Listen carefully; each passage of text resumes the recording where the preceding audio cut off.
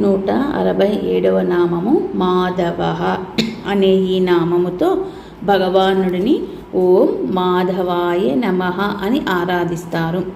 మా అనగా విద్య లేక జ్ఞానమని భావము.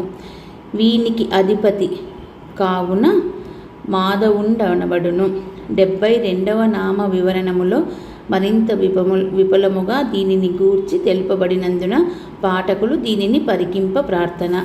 చెప్పాను కదా, ప్రతి దానిలోనూ ప్రతి పదానికి అర్థాలు మీనింగ్ ఇంకొక అర్థంలో కూడా ఉంటుందన్నమాట. వీళ్ళు 72వ నామంలో కూడా దీనికి సంబంధించిన అర్థం ఉందని మనకు చెప్తున్నారు. ఇవి నా ఛానల్ చూసే వాళ్ళైతే తెలుస్తుంది. చూడండి, 72వ నామము మాధవ. 72వ నామము కూడా మాధవ అని ఉందన్నమాట. దానికి ఈయన అర్థం చాలా ఇచ్చారు. మాధవ అనే దానికి కూడా వినని వాళ్ళు చూసి వినండి. 72వ నామము నేను ఎగ్జాంపుల్గా ఊరికే చెప్తున్నా. మా ప్లస్ దవహ మాధవ.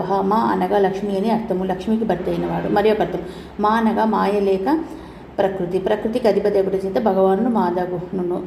మాధవ శబ్దము మౌనముకు చిహ్నము, ఆత్మ నిస్సంగము నిర్లిప్తము కనుక భగవానుడు మాధవుడు.